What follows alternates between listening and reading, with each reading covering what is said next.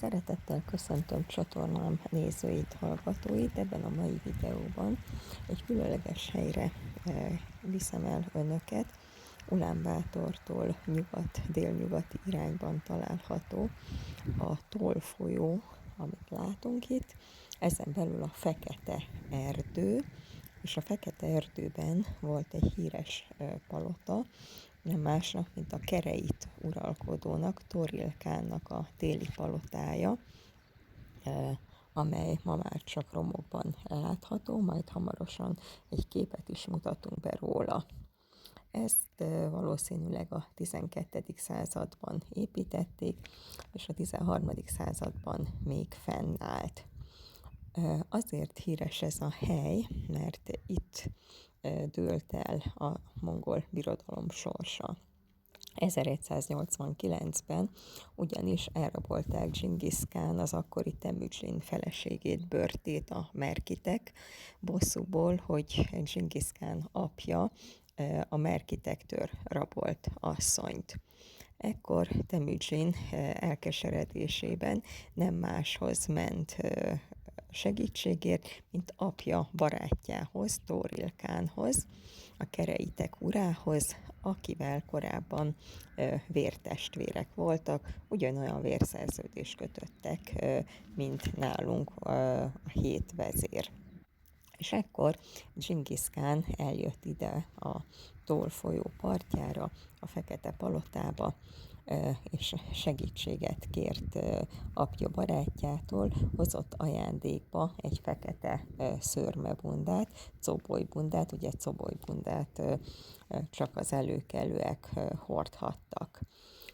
Ez a történet megvan a mongolok titkos történetében, érdemes egyébként megnézni, és ekkor ugye elpanaszolták, hogy Dzsingisz Kánnak elrabolták a feleségét, és ekkor az uralkodó megígérte, hogy nem csak visszaszerzi a feleséget, hanem uralkodóvá fogja neveztetni. Dzsingisz Kánt visszaadja nekik az apja területét. Na, itt láthatjuk a palota romjait. Sajnos már csak ennyi maradt meg belőle, és hogy is a palota, itt látjuk az újságcikket róla. 2006-ban Naván vezetésével volt egy feltárás, ahol azonosították Toril Kán palotájának a helyét, és ezek után egy fontos történelmi helynek számít Ulánbátorba, annak ellenére, hogy viszonylag kevesen ismerik, nincs is benne a főbb turisztikai látnivalók között.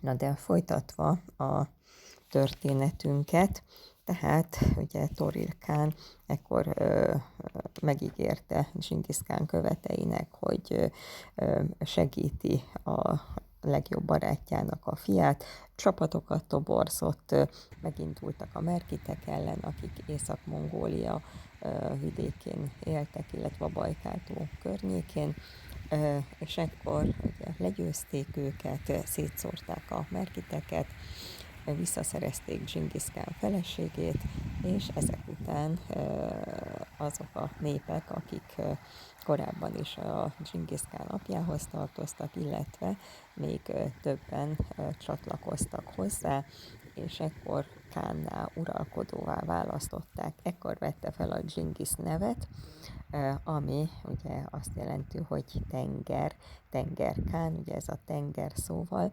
illetve a mi csenger szavunkkal mutat rokonságot. Visszatérve még erre, hogy ki ez a Toril Kán, ugye a Torilban a Turul nevet fedezhetjük fel, a kereitek pedig azért érdekesek számunkra egyrészt, mert állítólag ugyanazt a szót jelenti, mint a magyar király szó.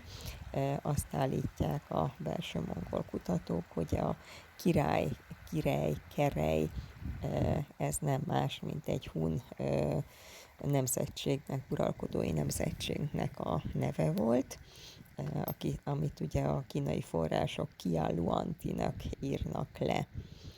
Mai napig is élnek Tongguancheng környékén, ugye az a Tongguancheng a déli hunok fővárosa, és ott mai napig ismerik ezt a törzset, és ugye ennek az elferdített kínai változata a Helian, amely szintén ismert a történelmi forrásokban. Helian Bobo volt az, aki Tongguanchenget építette. Másrészt a kereitekről tudni kell, hogy nesztoriánus keresztények voltak, tehát ők voltak azok, akik már 10. században, 10-11. században megismerkedtek a keresztény hittel, és például Dzsingisz Kán udvarába is rajtuk keresztül jutott el a kereszténység. Dzsingisz Kán legkisebb fia, ő neki volt ugye Kereit felesége, Szorkaktán Bekinek hívták. Tehát kereitek fontos szerepet játszottak mind a mongol történelemben, mind belső Ázsia művelődés történetében. Még egy kicsit a palotáról és a környékéről érdemes néhány szót szólni.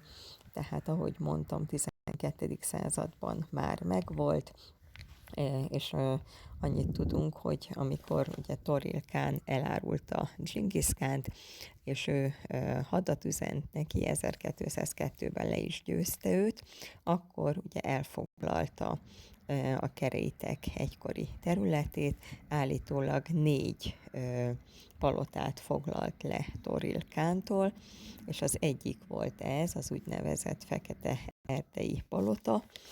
Ezt Dzsingisz Kán megtartotta magának, és kedvenc feleségének, Jiszui Katunnak adományozta, aki tatár származású volt. És ezek után a mongoloké lett a palota, sajnos további sorsát nem ismerjük, valószínűleg egy idő után már nem használták, és ahogy ez lenni szokott a világon mindenhol, az építőanyagokat elhordták, úgyhogy ezért már csak az alapokat lehet látni a palotának. Úgyhogy nem tudjuk pontosan, hogy milyen lehetett. Valójában hát egy ásatás révén azért sok érdekes anyag előkerülhetne, akár még keresztény emlékek is, hiszen a kereitek fontosnak tartották a kereszténységet, akkor valószínűleg építettek maguknak akár templomot, szentét, illetve ugye más analógiákból tudjuk, hogy nagyon sok keresztet, bronzkeresztet használtak az Ordoszban. Tehát a mongol történelem egyik fontos helye ez.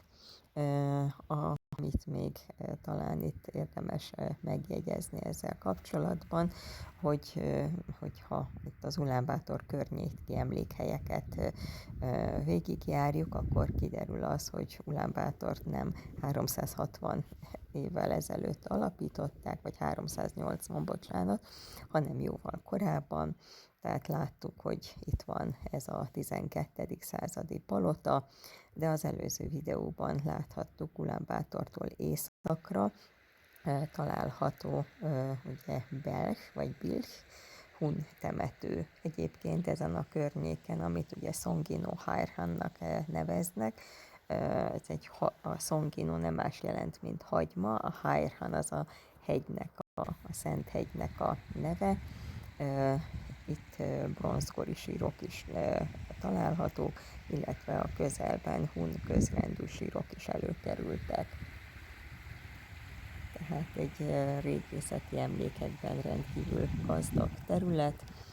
Elképzelhető, hogy még következő években új ásatások, új eredmények fognak előjönni erről a területről, és aki egy kicsit ki akar szabadulni Ulánbátorból, vagy eljön Ulánbátorba és kevés ideje van, érdemes ezeket a viszonylag közel lévő helyeket meglátogatni, hiszen különleges történelmi emlékhelyek, és valamilyen szinten ugye a hunokkal kapcsolatban hozzánk is köthetőek ezek. Megköszönöm figyelmüket, hamarosan újabb videóval is fogok jelentkezni. Addig is nézzék az elkövetkező videókat, illetve